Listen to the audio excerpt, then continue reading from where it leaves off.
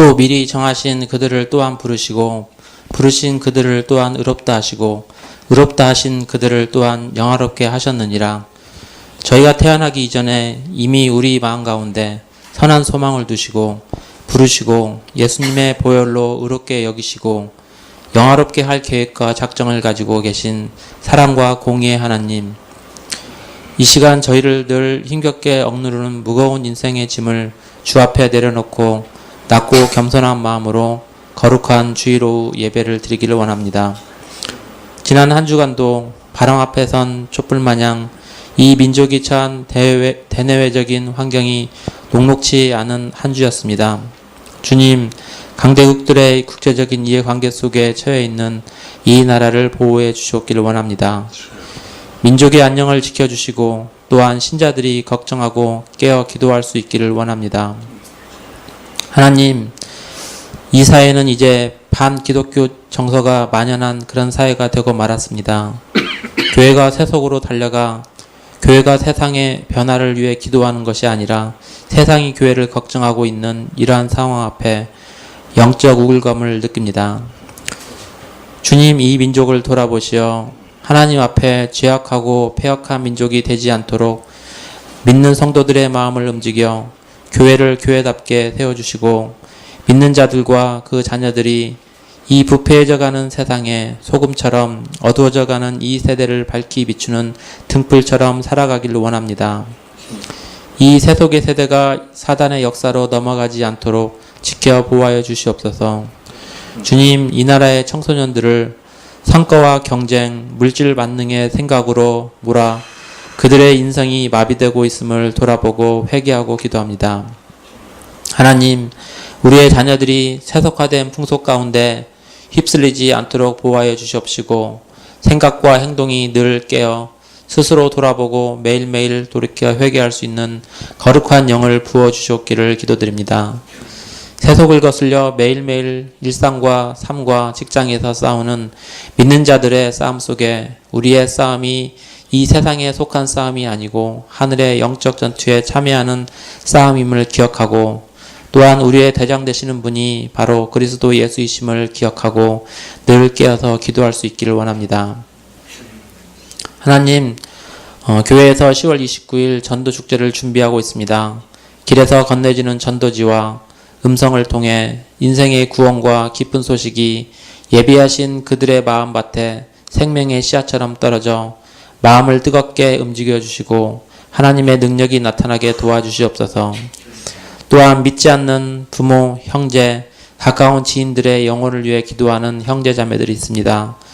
기도의 응답이 느릴지라도 하나님께서는 계획하신 모든 것을 하나도 빠뜨리지 않고 이루시는 분이심을 믿고 믿음 안에서 기도할 수 있도록 힘을 주시옵소서. 저희를 영육으로 먹이시고 안전한 물가와 초장으로 인도하시는 우리의 참 목자 되시는 하나님 아버지, 이 오후 예배를 통해 전해지는 말씀이 또 한 주를 살아갈 수 있는 영적 양식으로 이 시간 귀하게 전해지기를 원합니다. 예수님의 이름으로 기도드립니다.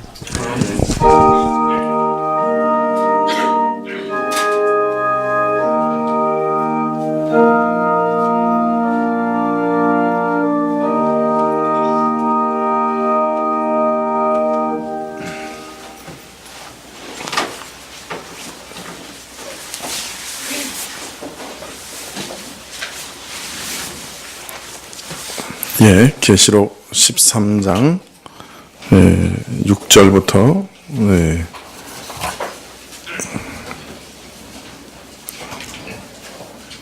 11절까지 10절까지 6절부터 10절까지 교독하시겠습니다. 13장 6절부터 10절까지 계시록 13장 6절부터 짐승이 입을 벌려 하나님을 향하여 회방하되 그의 이름과 그의 장막 곧 하늘에 거하는 자들을 회방하더라.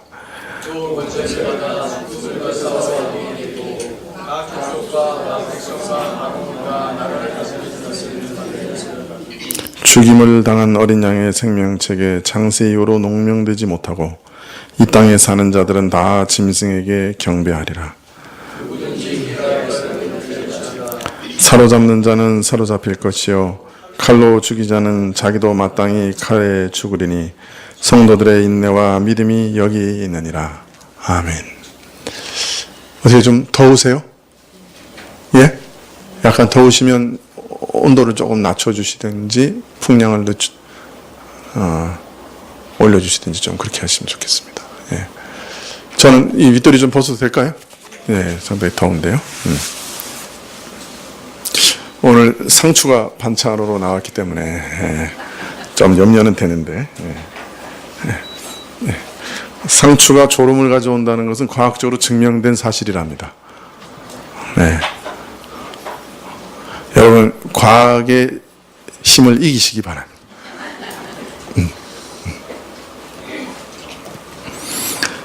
자, 하늘에서 내어 쫓긴 사단이 이 여인이 내 남은 자손들과 전쟁을 벌이려고 합니다.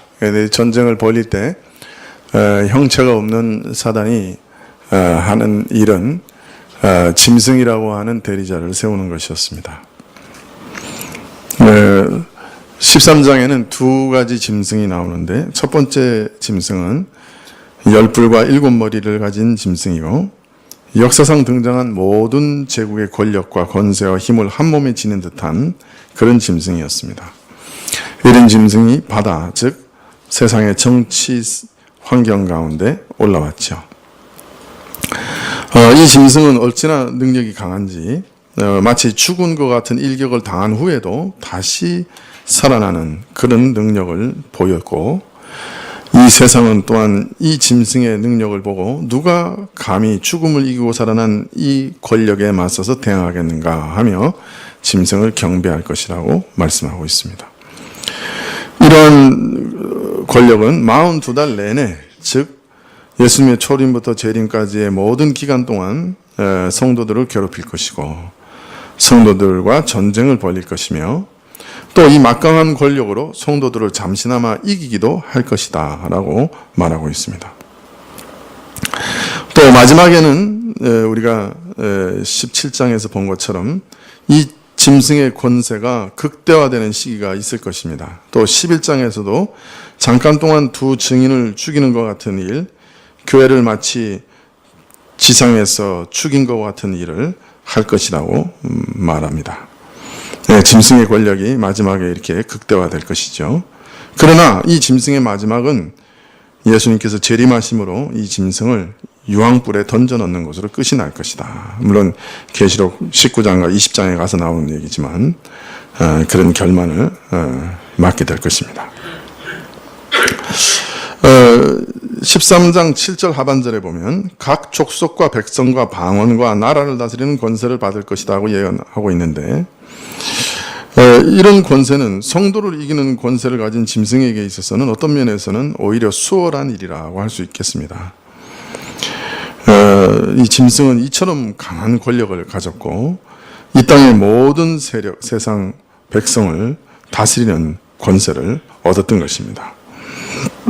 8절에 죽임을 당한 어린 양의 생명책에 창세 이후로 농명되지 못하고 이 땅에 사는 자들은 다 짐승에게 경배하리라 그렇게 말합니다. 성도들과 싸워 이기까지 한 이들은 더 나아가 각 족속과 백성과 방언과 나라들 즉 땅에 거하는 온갖 부류의 집단들을 온 인류 전체를 다스릴 권세를 얻게 될 것인데 그 결과 땅 위에 거주하는 모든 사람들이 죽임을 당하신 어린 양의 생명책에 창세로부터 농명된 자들을 제외한 모든 사람들이 짐승을 경배하게 될 것이다. 그렇게 말하고 있습니다. 여기서 우리가 두 가지를 알 수 있는데요. 이 인류가 짐승의 핍박과 싸움 가운데서 둘로 갈라진다고 하는 것을 알 수가 있습니다. 하나는 짐승에 굴복해서 경배하는 자들, 또 하나는 하나님 어린 양의 생명책이 기록된 자들로서 끝까지 저 짐승에게 경배하지 않는 무리. 이렇게 인류는 딱 두 무리로 나누어질 거다. 다른 말로 말하면 이 인류가 그 장구한 시기 내내 이 짐승의 지배를 받을 것이다 하는 말입니다. 성도들을 핍박하는 이 짐승을 우리가 이미 17장에서 보니까 5은 이미 지나갔다 그랬죠. 그리고 지금 하나 있고 다음에 또 하나 올라올 거다 그러니까 그 머리가 그러니까 이 짐승은 신약 시대만 있었던 거 아니었죠. 구약 시대에도 있었던 거죠. 그래서 여기 보면 창세 이후로 하나님 어린 양의 생명책에 기록되지 못한 자들이라 그래요. 그러니까 다른 말로 말하면 이 짐승과의 싸움은 언제부터 시작된 거예요? 창세 이후부터 계속 있었던 거예요. 그래서 이 짐승에게 경배하지 않은 사람들은 오직 그 창세 이후로 어린 양의 생명책에 기록된 사람들만 이 짐승에게 경배하지 않은 거예요. 노아의 홍수 시대 때도 모든 인류가 무너졌고, 또 바벨탑 같은 경우에도 그 바벨론적인 이상에 모든 인류가 다 순복하죠. 정말 하나님의 생명책에 기록되지 않은 사람들은 다 이 짐승에게 경배하고 무너집니다. 그래서 세상은 짐승을 경배하는 이 일이, 세상이 짐승을 경배하는 이 일이 어느 한 시점의 얘기가 아니라 좁게는 모든 교회 시대, 넓게는 창세 이래로 전 역사의 기간 동안 지속되는 사건이다 하는 것을 오늘 말씀이 암시합니다.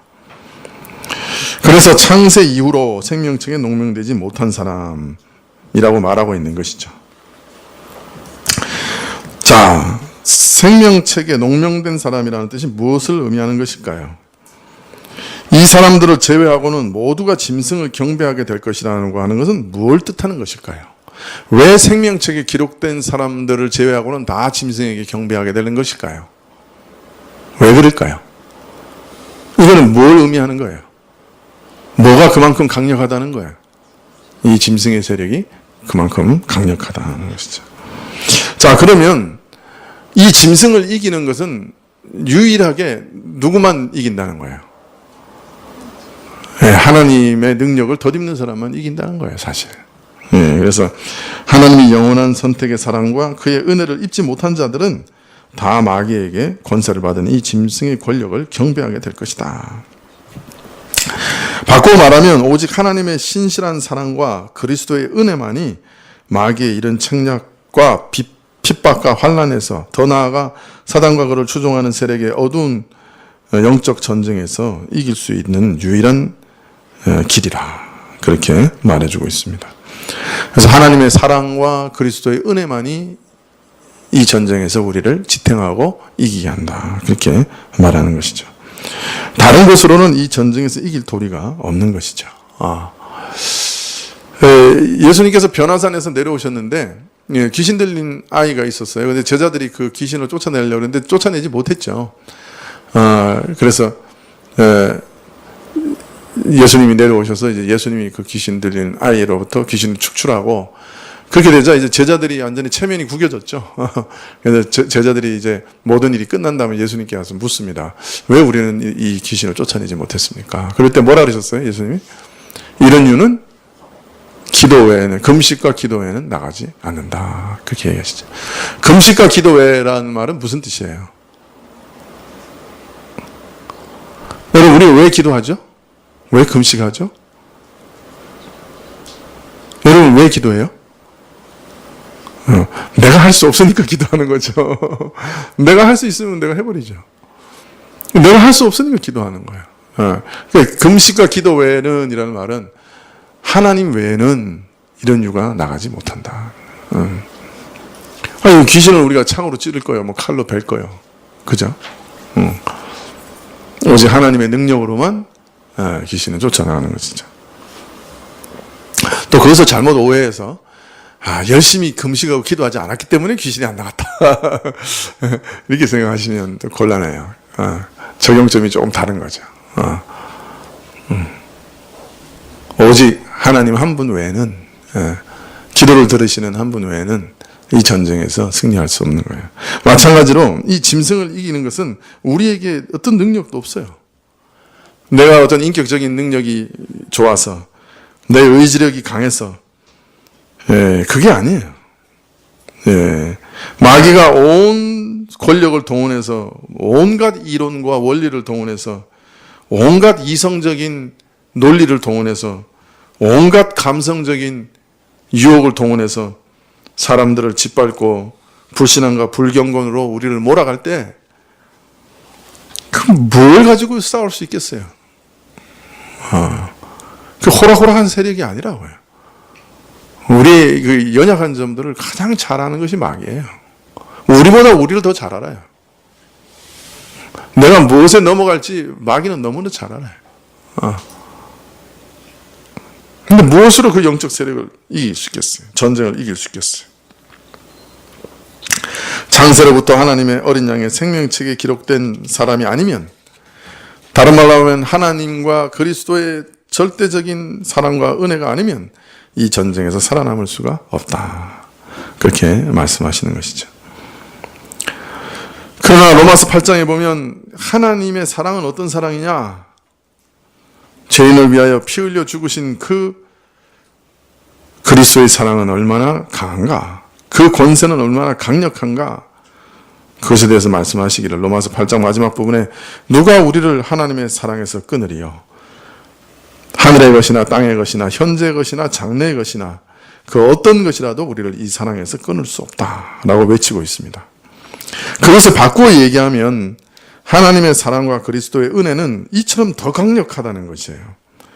이것만이 우리로 하여금 믿음을 지키며 이 땅에서 살아가게 한다 하시는 말씀이죠. 우리는 우리 자신의 믿음을 의지하지 않습니다. 우리가 하나님을 끝까지 믿을 것이라는 그 확신을 의지하지 않습니다. 오직 하나님이 나를 끝까지 붙드시리라고 하는 그걸 붙듭니다. 하나님을 붙듭니다. 나의 믿음을 지키실 하나님을 붙들고 사는 거예요. 그분께 내 영혼을 의탁하는 거예요. 그 사랑과 은혜 안에 험악한 세상에서 능히 믿음을 지키게 하시리라 믿고 살아가는 것이죠. 예수님은 또 하나님의 택하신 자들을 위하여 그 날을 감하시리라고 또 말씀하셨습니다.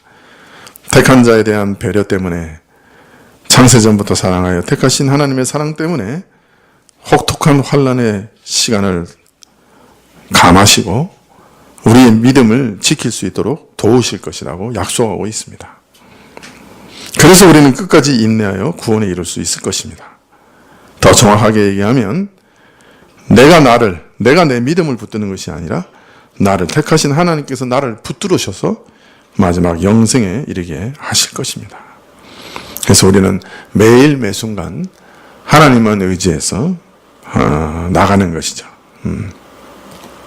자, 그런데 여기 8절에 이 땅에 사는 자들은 다 짐승에게 경배하리라 하는 말에서 이 짐승이, 이 제국이 어떤 모습을 가졌는가 하는 것에 대한 암시를 얻을 수 있습니다. 지금도 존재하고 시간이 흐를수록 아주 농밀하게, 아주 강력하게 나타날 이 제국의 정치 권력은 어떤 성격을 가진 것이냐? 여기 보면 이 땅에 사는 자들이 다 짐승에게 경배하리라고 얘기했어요. 다르게 말하면 이 짐승의 권력은 어떤 권력이라는 거예요?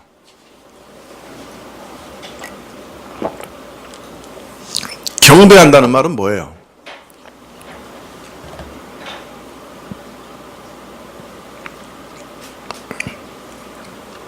다른 말로 말하면 이 정치 권력은 단순히 정치 권력 그 자체로 그치거나 만족하지 않을 것이다 라는 말입니다. 이 권력은 사람들에게 경배, 즉 예배를 요구할 것이다. 이 권력은 그래서 정교일치의 방법으로 사람에게 강제로 그 권력을 섬기도록 하는 정치 세력이에요. 즉 정치와 종교가 하나가 되어 정교일치의 독재권을 가질 것을 예언하고 있습니다. 즉 이 권력은 정치 권력뿐만 아니라 종교 권력도 다 가지는 거예요. 그래서 종교일치의 권력으로 사람들을 굴복시키는 거예요. 여러분, 역사 가운데 이런 예가 의외로 상당히 많습니다. 이렇지 않은 것이 오히려 드물죠. 어떻습니까? 로마 황제들은 자신을 어떻게 했습니까? 신격화시켰죠. 그래서 자신을 신으로 섬기도록 유도했습니다. 조장했습니다. 로마 황제들은 그리스도에게만 돌려질 만한 이름들을 차용했습니다. 아우구스, 뭐예요? 존귀한 자, 존엄한 자, 위대한 자, 뭐 그런 뜻이죠. 도미노스, 무슨 뜻이에요? 신적인, 뭐 그런 뜻이죠. 이런 이름을 썼어요. 로마 황제들은 또 전지전능한 황제시여 영원히 영광과 찬양을 받으시기에 합당하신 구원자시오라는 말을 듣기를 원했어요. 아주 좋아했어요. 이런 호칭을. 그래서 동전에다가 이렇게 새겨놓기도 했어요. 건방지게. 뿐만 아니라 어떤 황제들은 1년에 한 번 자신들에게 경배하게 하고 이처럼 황제를 신으로 숭배했다는 증서를 가지지 않는 자는 죽이거나 광산에 보내어 강제 노역을 시키는 등 이루 말할 수 없는 핍박을 가하기도 했어요. 그러니까 로마 자체가 로마 황제를 신으로 섬기는 정교 일치의 권세였다라고 말할 수 있습니다. 항상 그렇지는 않았지만 대부분이 그랬어요. 그리고 강도도 차이는 있었지만 항상 이것을 놓치지는 않았습니다. 자, 이런 신정일치의 독재권은 이후에 어디에서 나타납니까? 이 신정일치의 독재권이 가장 강력하게 나타난 곳이 어디입니까? 가톨릭이죠. 로마 교회죠. 로마 교황이죠. 로마 제국 이래로 인간을 신격화하고 모든 사람을 그 권세로 통제하려는 운동은 끊임없이 계속되었는데 로마 제국이 붕괴한 이후에 그 대신 소위 카톨릭적인 로마 제국이 건설되어서 강력하게 인간을 신격화했습니다. 교황은 로마 시대 황제를 신이라고 했던 것보다 더 보편적인 신권을 가지고 예수 그리스도의 대리자로 신적인 존재로 보좌에 앉아 통치했습니다. 심지어 그의 말에는 오류가 없다는 주장에 이르게 되기도 했습니다. 로마 황제 중에 내 말이 오류가 없다 그렇게 말하는 사람 없었죠. 그런데 로마 교황은 내가 믿나니 이렇게 시작하는 그 교서가 오류가 없다고 주장해요. 그럼 거의 성경 수준이야.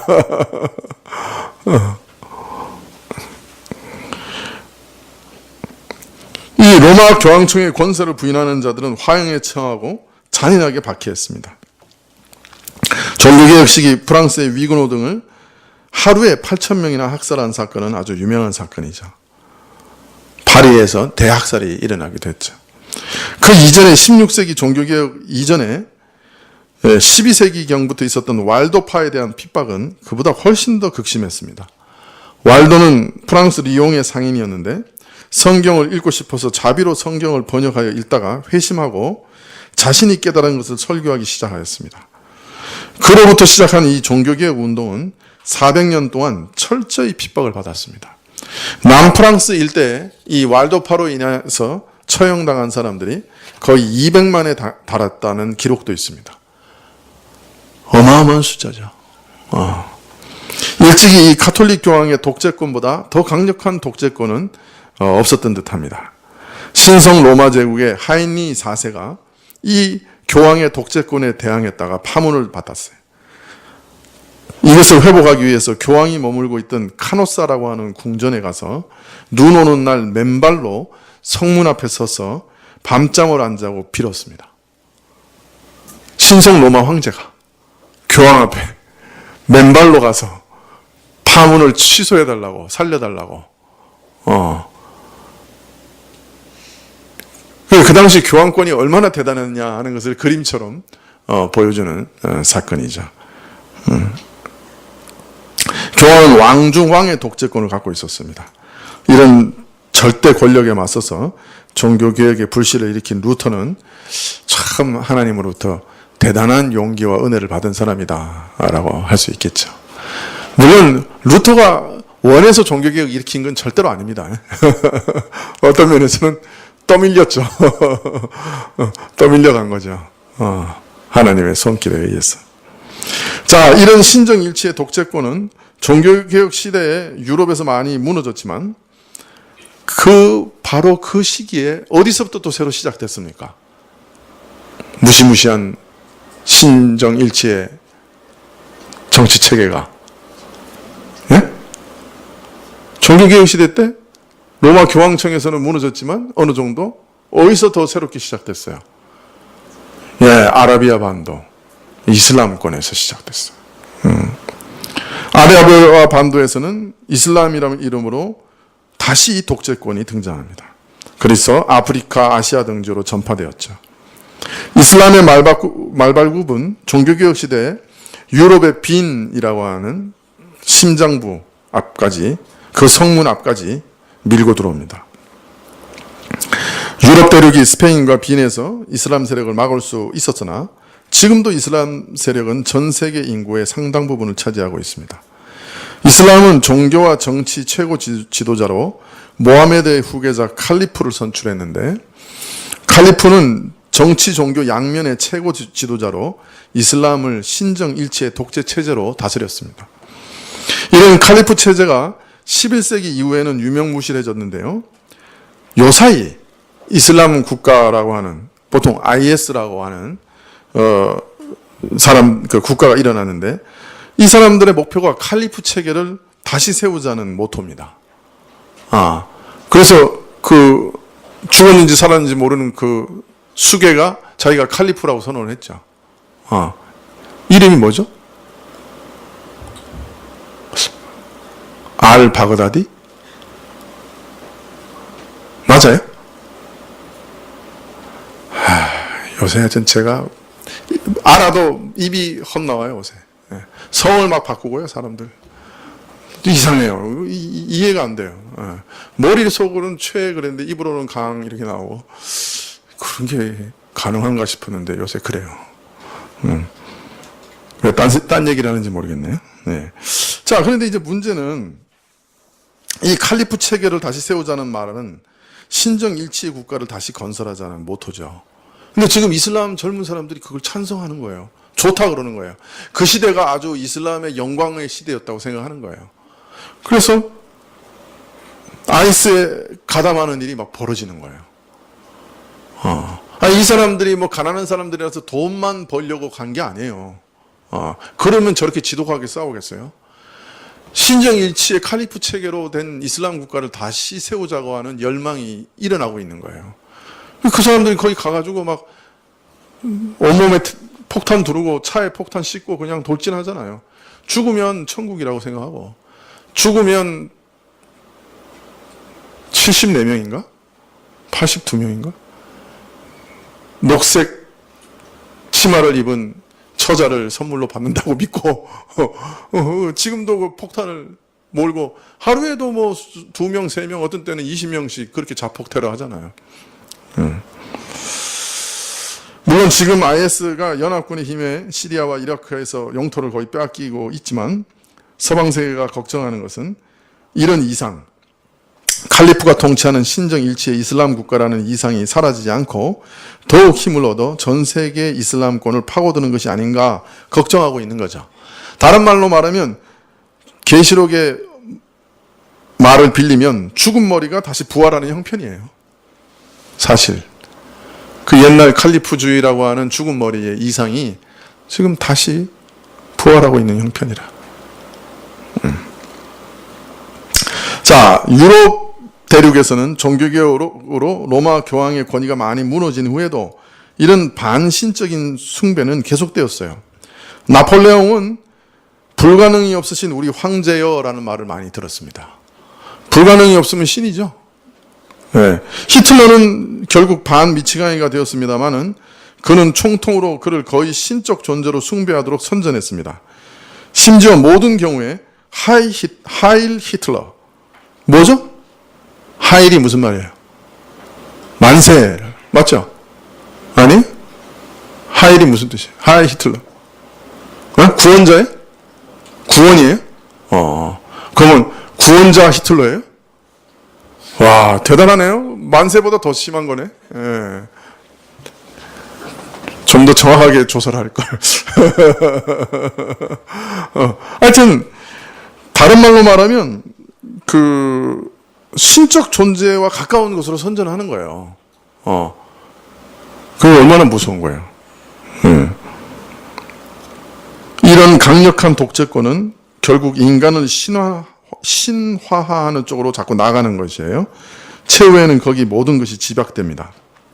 사실 2차 세계대전 때 독일에서 히틀러의 우상숭배가 있었다면 일본의 우상숭배는 더 계시록의 짐승과 닮았습니다.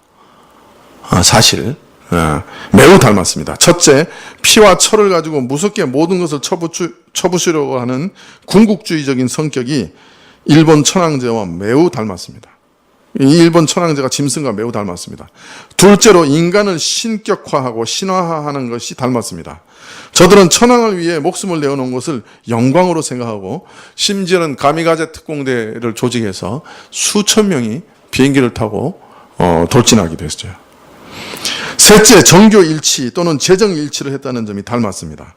저들이 내어건 아시아 대사명이라고 하는 것은 일종의 종교적인 것으로 만들어 신사참배를 시키고 일본 황실 신도 하나를 유일의 종교로 삼으려고 하고 그것이 국가의 충성을 다하는 길이라고 강요해 나갔습니다. 즉 신도를 믿고 일본 황제를 일본 천황을 신으로 섬기고 그 신앙을 따라 나라를 위해 싸우는 것이 애국의 길이고 국가를 위한 길이다. 그렇게 가르친 거예요.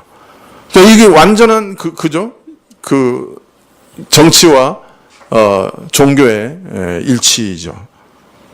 그래서 천황을 위해 총폭탄이 되어 싸우는 것이요. 이것은 그래서 보면 짐승의 중요한 샘플이 아닌가 그런 생각이 듭니다. 그런데 요사이 천황주의도 다시 부활하려고 하는 것 같아요. 그죠?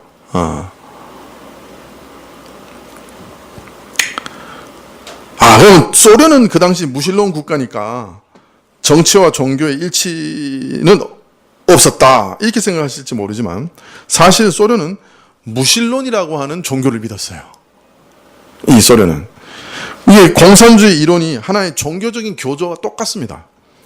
공산주의 강론은 모든 삶을 다 통제합니다. 공산주의는 이렇게 한다, 저렇게 한다, 이 일에는 이렇게 해야 된다, 이 일은 이렇게 해야 된다는 세세한 율법이 얼마나 많은지 모릅니다. 잘 갖춰져 있습니다. 그걸로 이민들을 쇠뇌시켰어요. 율법으로. 자기들은 이제 교조죠. 그리고 자신들의 혁명의 역사를 따라가면 반드시 된다고 하는 공식과 믿음을 불어넣었어요. 이렇게 공식대로 가면 혁명이 일어날 수밖에 없고 모든 세계가 공산주의가 된다고 하는 종교적 이념을 불어넣었어요. 사람과 역사를 완전히 기계로 보는 교조죠. 그것이 바로 종교적인 신념이에요. 믿음이었죠. 하나의 세계관이었죠. 이런 관점에서 보면 소련도 일종의 종교, 교조, 정치 일치 체계예요. 오늘 세계에서 가장 강한 신정 일치 체계는 어디일까요? 네?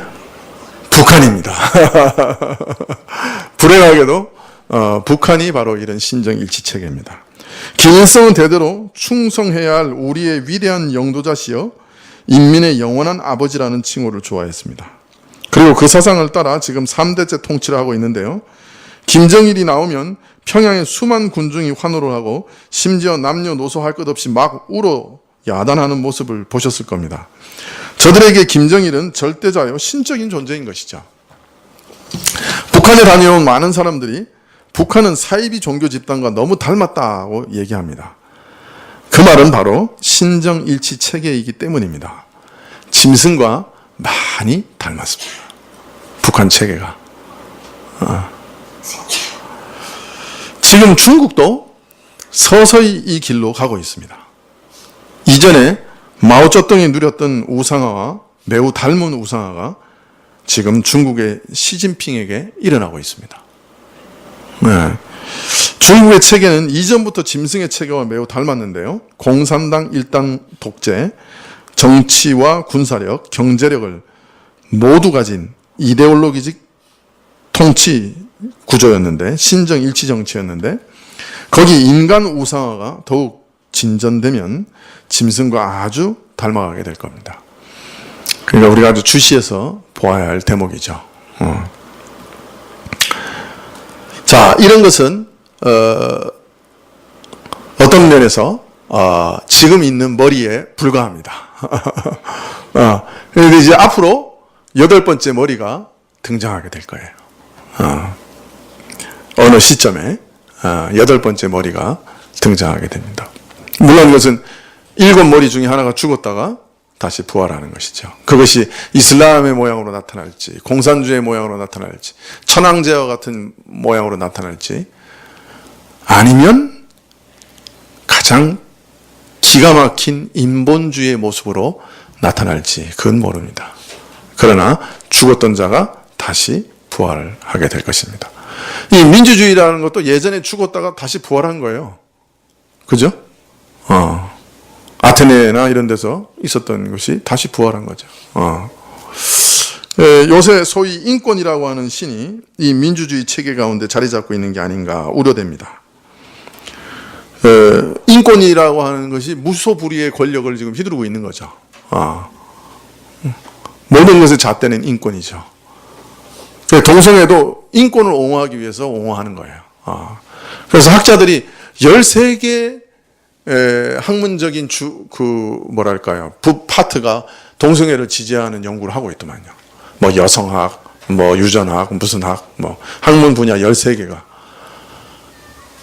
엄청나게 열심히 연구합니다. 그래서 요새 학문 세계에서 동성애가 죄다 그러면 완전히 그 찌질한 사람으로 학문과는 관계없는 무식한 사람으로 그렇게 몰아가는 거죠. 미안합니다. 여러분 다 찌질한 학문 세계에서는. 예. 그게 이제 인권이라고 하는 것이 신격화돼 가고 있는 거죠. 사실 인간을 가장 높이는 것이 바벨론 책의 핵심 사상입니다. 이 성경, 계시록에서 얘기하는 이 짐승은 항상 이 바벨론 사상과 책의 것이 밑바탕에 있는 거예요. 이 짐승이라는 것도. 그렇기 때문에 인간에 의한, 인간을 위한 인간의 나라. 그게 바벨론 아닙니까? 그것이 인권에 집착하는 것. 이것이 서구 사회에 점점 지금 강력해져 가고 있거든요. 모르겠습니다. 인권이라고 하는 신이 등장할지도 모르죠. 왜 이런 신정일치의 독재권이 등장하게 될까요? 이것이 사람들의 지지가 없으면 이런 독재권이 생길 수 없는 거예요, 사실.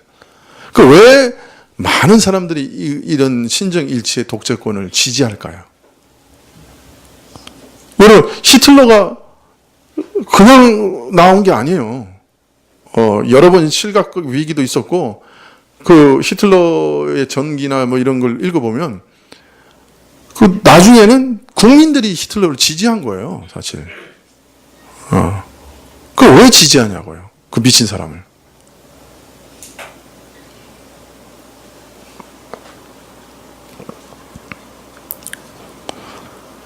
하여튼 예수님 재림 직전에는 가장 강력하고 무자비한 8번째 짐승 신정일치의 독재권이 등장하게 될 것인데, 우리가 한번 잘 눈여겨봐야 됩니다. 신정일치의 정치권을 가진 무시무시한 독재 권력이 등장하게 될 것입니다. 근데 왜 사람들이 이 독재를 좋아하게 되죠? 히틀러 이전에 그 바이마르 공화국이 어땠습니까? 완전한 무질서, 혼돈 가운데 빠지게 되죠. 바이마르 공화국에서 재밌는 얘기가 있었어요. 형은 악착같이 돈을 모아서 은행에다가 그냥 돈을 막 저금을 했어요. 동생은 술 주정뱅이라서 술을 먹고 그 술병을 전부 뒷뜰에다가 던져놨어요. 바이마르 공화국에서 경제공황이 딱 일어나니까 형이 평생 모아뒀던 그 은행 예금이 잔고가 병 3개 값도 안 되는 거예요. 동생은 엄청 부자요. 술병을 하도 많이 던져놔가지고 밥을 사 먹으려고 하면 지폐를 이만큼 가져가야 돼. 땔감을 사느니 지폐를 떼우는 게 나아. 그게 바이마르 공화국의 현실이었어요. 지금도 아프리카의 어떤 나라는 그래요. 차라리 돈을 떼우는 게 더 나을 정도로 그 가치가 없다. 그러니까 충실히 살고 견실하게 살고 은행에 그렇게 예금한 사람들은 다 허망해진 거죠. 그죠? 이런 사람들이 안정을 추구할 수밖에 없잖아요. 그죠? 그래서 사람들이 마음속에 누가 이 혼돈을 좀 이렇게 잠식시키고 좀 이렇게 어떤 견실한 평화를 좀 가져올까 그걸 바랬던 거죠. 근데 히틀러가 나타나니까 사람들이 거기에 쏠린 거예요. 저 사람이 우리에게 평화를 가져다 주겠구나. 저 사람이 우리에게 안정을 가져다 주겠구나. 저 사람이 우리에게 먹을 걸 가져다 주겠구나 생각한 거죠. 그런데 더 무서운 전쟁의 참화 속으로 자기들을 이끌어 들어갈지는 상상 못했겠죠. 그때는. 몰라요. 또 온 세계를 정복하고 슬라브 민족을 노예로 삼고 저기 우랄 산맥까지 우리 민족의 땅으로 만들자. 그러니까 다 좋아했는지도 모르죠. 와! 그러고 쫓아갔는지도 모르죠.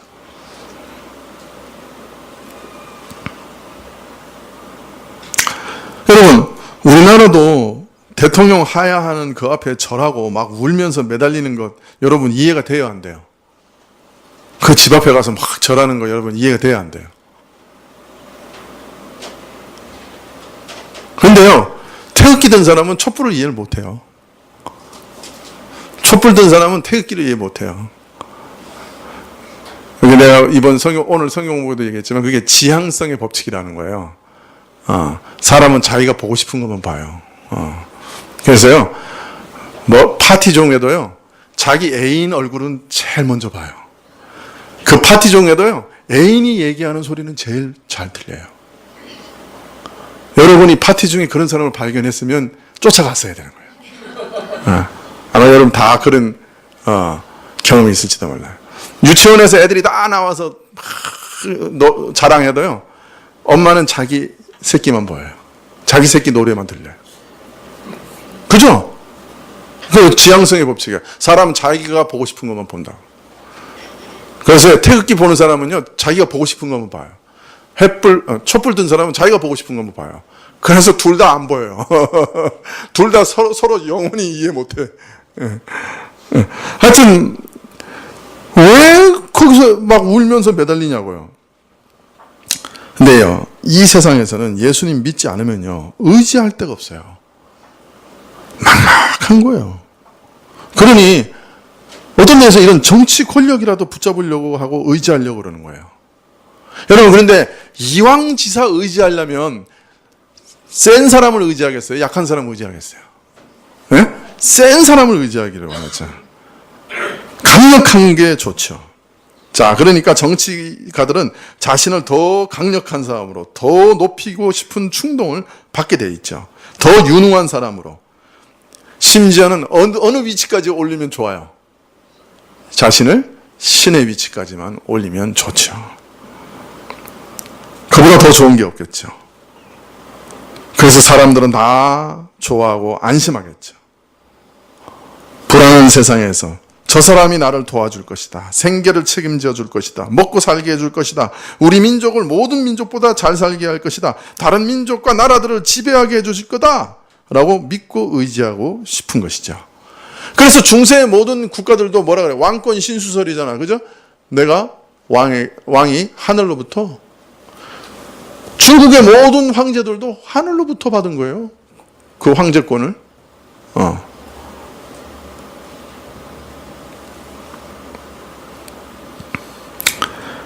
이런 인간의 이상, 인간의 심리를 이해하고 잘 이용하려는 정권이 지금까지 수도 없이 많았고, 어느 정권이나 이런 유혹에서 벗어나는 정권은 없었습니다. 민주주의 사회에서도 이 사람은 믿을 만한 사람이다, 일할 만한 사람이다 하는 말 밑바닥에는 이런 인간과 인간의 심리를 이용하려는 우상 숭배가 숨어 있는 것입니다. 하나님께만 돌려줘야 될 믿음과 영광이 인간에게 주어지고 있는 것이라고 할 것이에요.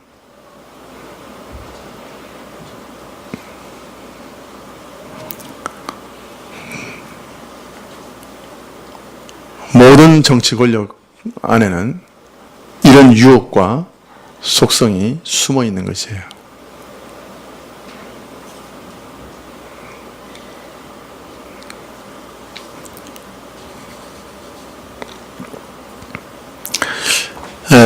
교회 안에서 정치적인 이견은 믿음보다 강하다 그래요. 믿음보다 정치적인 이견이 강하다 그래요. 이번 대선 전에 많은 교회에서 들리기를 집사님들끼리 난투극을 벌린 교회에서 정치적인 얘기하다가 난투극 벌렸다는 얘기를 목사님들한테 몇 사람한테 들었어요. 제가 안수 집사님들끼리 난투극 벌렸다는 얘기도 들렸어요. 여러분, 밑바닥에 뭐가 있는 거예요? 어떤 심리가 있는 거예요? 저 사람이 우리를 구원해 줄 거다 하는 종교적인 심리가 거의 내포되어 있어요. 그래서 우리가 상상도 못하는 일들을 보고 있는 거예요, 지금. 그 왜 저래요, 거기다가.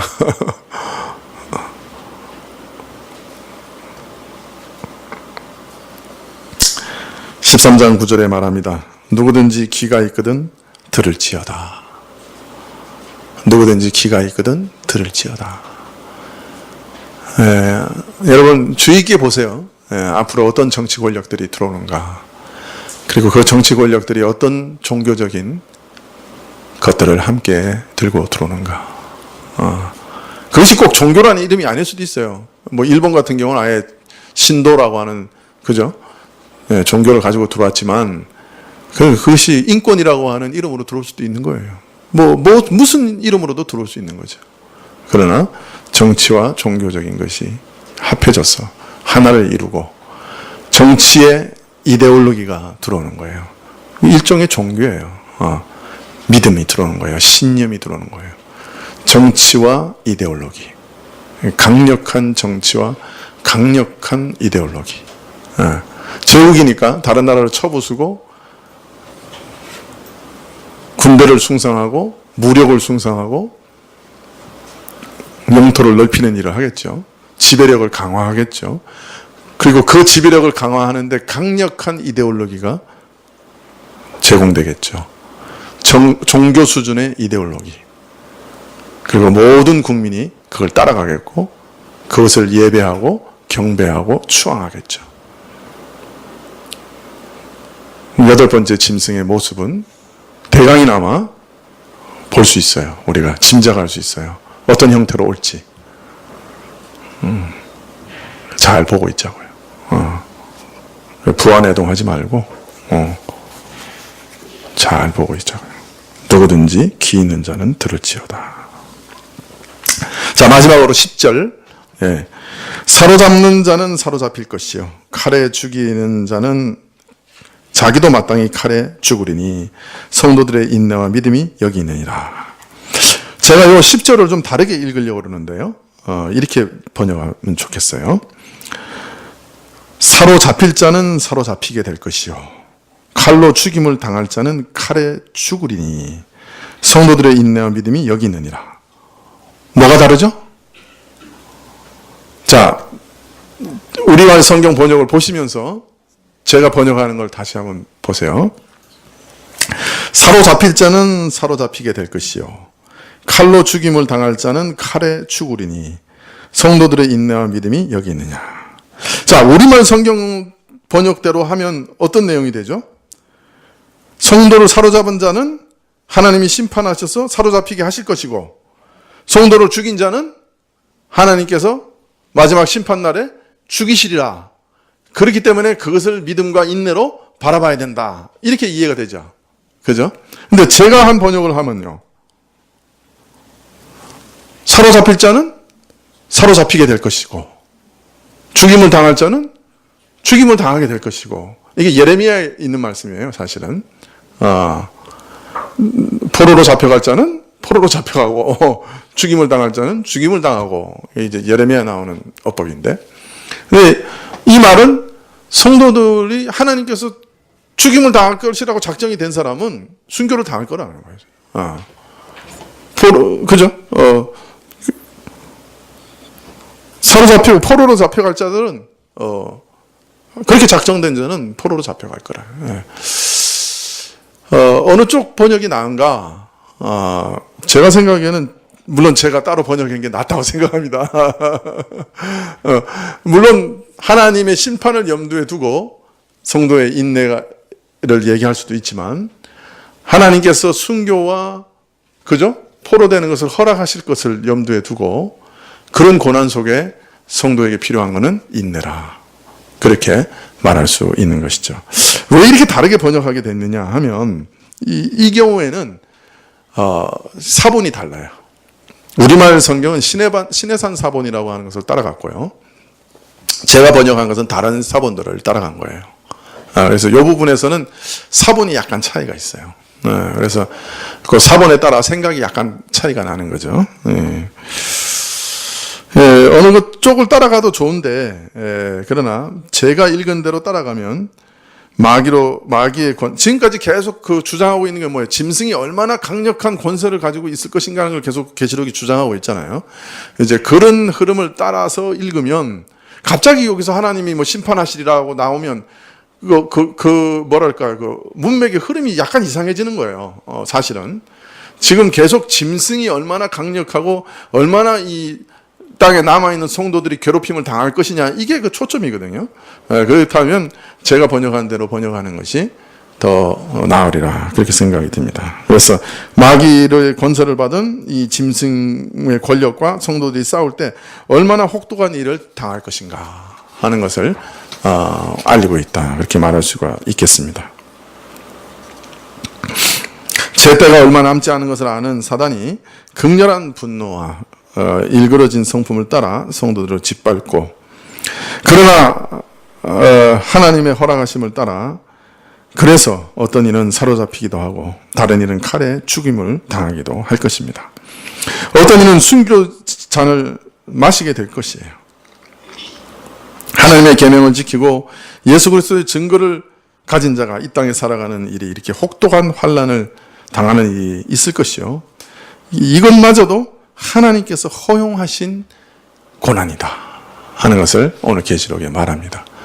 포로될 자는 포로될 것이고 칼에 죽을 자는 칼에 죽으리라. 이것도 하나님 정하신 작정이에요. 하나님이 그렇게 허락하신 거죠.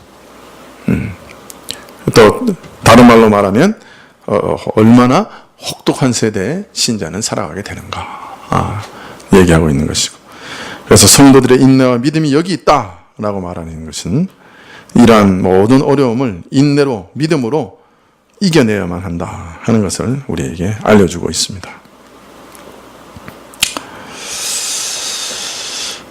예수님께서도 이렇게 말씀하셨죠. 재난에 꼬리를 물고 연이어 닥치며 거짓 미혹이 온 땅을 휩쓰는 마지막 시대의 모습을 알리시면서 이런 일은 시작에 불과하고 복음이 땅끝까지 모든 민족에게 전파된 후에야 비로소 마지막이 올 것이다 라고 말씀하시면서, 그러나 끝까지 견디는 자가 구원을 얻으리라, 그렇게 말씀하셨죠. 네, 바로 그런 말씀이라 할 수 있습니다. 여러분, 요한계시록 자체가 동일한 내용을 처음에 먼저 보여주고 서론적으로 싹 보여주고 그 다음에 더 깊이 보여주고 더 나가서 더 자세히 보여주고 이런 체계잖아요. 그러면서 계속 반복하는 게 뭐예요? 이 땅에 남겨진 성도들의 얼마나 고통스럽고 얼마나 어려운 환난을 이겨내고 그 전쟁을 싸워내야 하는가 하는 것을 계속해서 보여주고 있는 것이죠.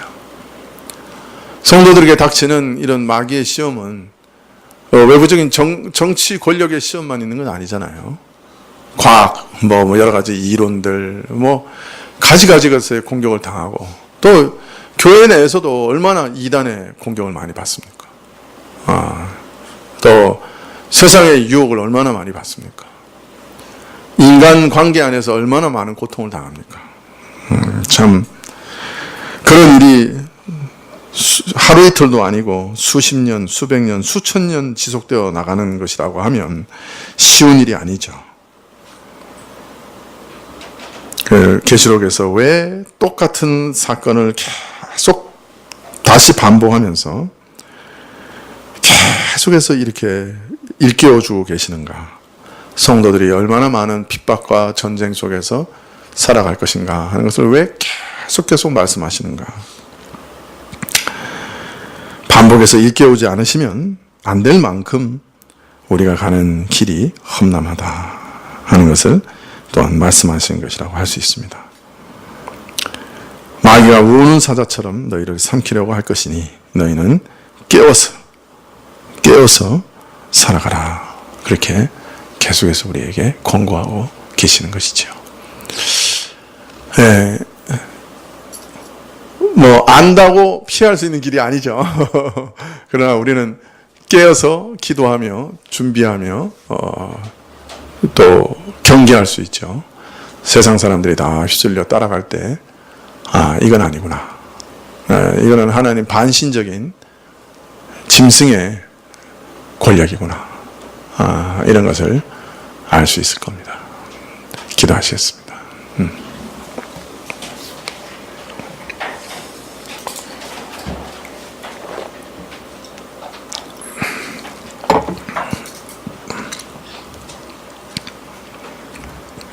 주여, 우리가 무서운 짐승의 권력에 위협을 당하는 시대입니다. 지금 저희가 피부로 느끼고 있습니다. 주여, 우리를 불쌍히 여기셔서 종교적인 자유와 참으로 삶의 자유를 지켜주시기를 간절히 기도드립니다. 주님만 바라봅니다. 주님 외에는 우리를 지키실 분이 없사오니 주여, 우리를 지켜주십시오. 살려주십시오. 저희에게 평안과 자유를 지켜주십시오. 예수님의 이름으로 기도합나이다. 아멘.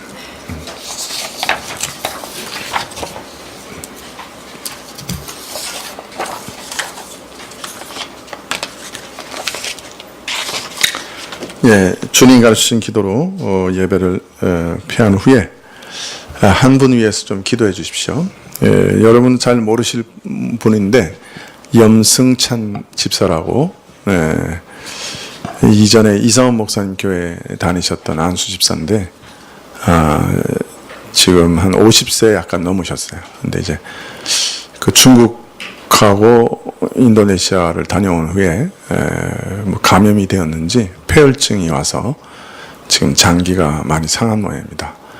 의사는 아마 목요일까지 버티지 못할 거라고 이렇게 얘기하는 모양인데 혹 하나님께서 은혜를 베푸시면 다시 회복시켜 주시도록, 또 만일 주님께서 불러가시는 게 주의 뜻이면 남은 가족과 또 모든 일들에 하나님께서 은혜를 베푸시고 은총을 베푸시도록 위해서 기도해 주시면 좋겠습니다.